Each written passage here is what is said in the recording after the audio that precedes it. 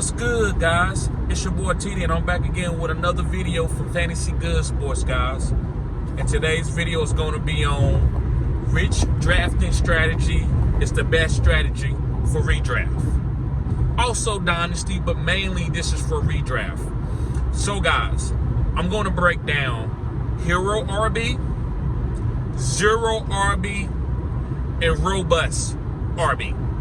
Those are the three main strategies that we all take into a draft, right? So, guys, make sure you sign up. Make sure you sign up as a member. I'm going to be doing a lot of mock drafts this year. So you want to be able to get in these mock drafts.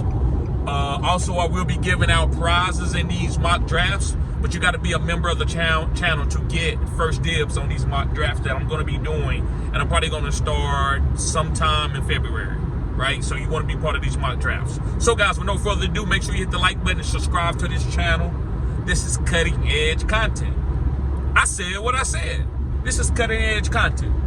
So let's start with, I'm going to do something positive, and I'm going to do something negative for each one. And then I'm going to tell you which one that I prefer. And we all probably know, if you've been following me for a while, which one I prefer. So let's start with Robust RB. A positive for Robust RB, guys, or a benefit for Robust RB is you can get a running back, draft them early in the first round, like a CMC, a Jonathan Taylor from 3 years ago, a Derrick Henry from 2 to 3 years ago, and you can have probably two of those guys. And teams, if they stay healthy, you probably are going to win 10, 11 games and be very hard to beat in the playoffs. That's what Robust RB is great at. Like, you can get two stud RBs and somebody can hand you the championship, because ain't nobody scoring 40 points, 50 points like CMC and Derrick Henry. Now, don't really take my word for it. Don't comment in the comment section and say, you can't get Derrick Henry and CMC. I'm giving you context, right? You can draft two running backs back to back from first round to second round, or at the turn when you're going to pick 112 and pick 2-1 and get two studs. That's what I'm saying. So I'm not saying the names per se like CMC and Derrick Henry, but you can do that. You can end up getting those type of the value of those guys in your first round and second round, and even in your third round. You can get three running backs that can probably win you a championship. Now let's go to the negative part about Robust RB. You can draft three running backs and all three of them can get hurt. You can draft those three running backs and all three of them get hurt. Now, would that mean that they'll be out for the whole season? No. It doesn't mean that they would be out for the whole season. They could be out 5-6 games apiece, but you never could put them all in your starting lineup together. So that means you never getting that boom, and you are struggling fantasy football team on a borderline of making the playoffs, because you can't get all your three stud running backs that you took 1, 2, and 3 to be together. That's the problem with Robust RB. But again, if you hit with the right running backs and they all stay healthy, you're gonna kill. All right, so let's go on to Hero RB. So let's talk about a positive for Hero RB. Hero RB, you can get the best wide receiver on the board, then turn around and get another top elite wide receiver, and then turn around and get an elite running back.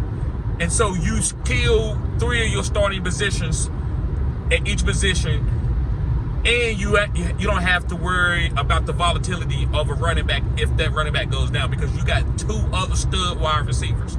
That's why Hero RB is a good strategy that a lot of people talk about doing, instead of doing Zero RB or Robust RB. So that's a benefit from Hero RB, that you can go and still take a PPR monster like a Tyreek Hill. Then you can turn around and get a Rashard White in the third round, and still, so you got two elite guys. You got a top 12 running back, you got a top 12 wide receiver, and then you could probably have a top 12 tight end like a Mark Andrews or a Travis Kelce or somebody like that, right? That's why a lot of people like Hero RB. Now, negative to Hero RB, guys, is you won't get the best player on the board. You'll leave a guy like Amon-Ra St. Brown on the table. Or you can leave, let's say, a certain running back on the table because you're trying to fill in certain positions instead of taking the best available player, right? So you can skip over guys because you're more of in a template. You're looking for a running back in the first 3 rounds instead of taking the best wide receivers on the board, right? So it can hurt you later on. You like, dang, if I'd have took Amon-Ra or if I'd have took A.J. Brown, I would have had a better team instead of taking a Jonathan Taylor right there, right? Because I would wait until the second round to take my hero RB, and this guy didn't do good. And you could have got a wide receiver. That's the downside of a hero RB. Now, that's not as high as robust RB. I'd rather go with that negative of I can miss by taking a RB in the first 3 rounds, 1 RB, than me going 3 RBs or 2 RBs back to back. So that's why hero RB to me is not that big. It's not that bad of a drafting strategy. Okay. So we talked about the positive for the hero RB. By you can be able to get a really solid team at each position. We talked about the negative. Let's go on to zero RB. So a positive for zero RB is injuries you really won't have a injury-ridden offense or an injury-ridden lineup. Because usually wide receivers don't go down. Yes, Justin Jefferson missed some time, but he still was elite. Amon-Ra didn't miss that much time. Tyreek Hill didn't miss that much time. Usually top 5 wide receivers don't miss that much time, not as much as running backs do. If you look at the top 5 running backs from 2023, 22, a lot of those guys went down for 2024. Or 2023. A lot of those guys that balled out in 2022, then balled out in 2023. So zero RB gives you less volatility for your lineup. Also, wide receivers score more than running backs. You have like a top 24 wide receivers outscoring a top 24 running back on the average because the way the game is played.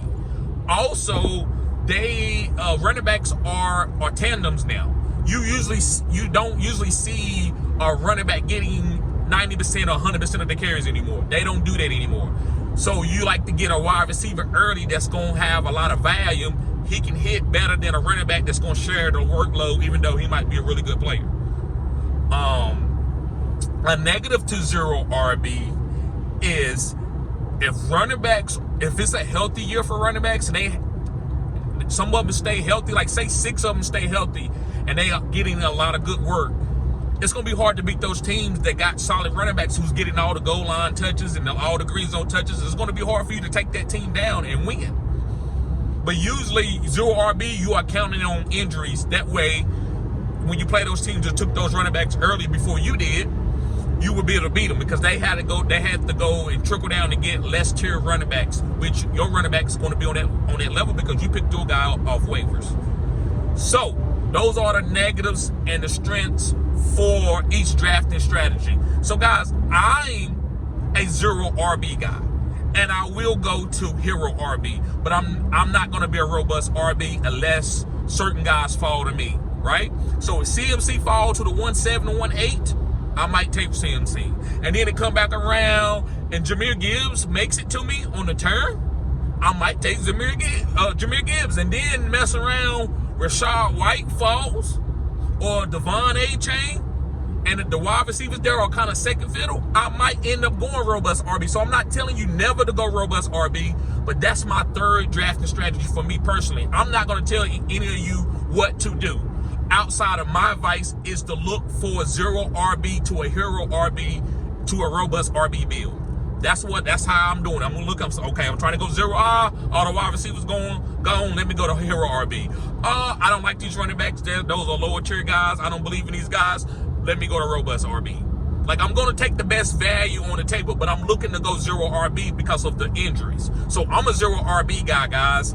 And I will go hero RB depending on what's the value on the table. To me, I think you can look at your strategy later, but if you take the best available player for your league format, for as if it's half point, full PPR, you would probably go, it would probably go from zerorb, herorb to robustrb, because you're taking the best value. So it can end up being a herorb because you just took the best value. It can end up being a zerorb because you took the best value. It could be a robustrb because you took the best value that was left for you to draft. So to me, the overall thing for this video, guys, take the best value available and don't really worry about the strategy. Go in with taking the players that I'm going to talk about in my draft guide that's going to be elite. And that's going to lead you to a strategy. Don't draft a guy just because that's a strategy telling you to draft these guys, and then he end up playing bad for you. You want to know why your team is struggling. Because you took a guy just off a strategy. You didn't take the best available player. So take the best available player and then kind of look at that, and that'll give you a strategy that you might like for that particular year. Each year it changes just depending on what teams are doing and what players are getting better. So guys, thank y'all for tuning in to Fantasy Good Sports. Make sure you hit the like button and subscribe to this channel. This is cutting edge content. Peace.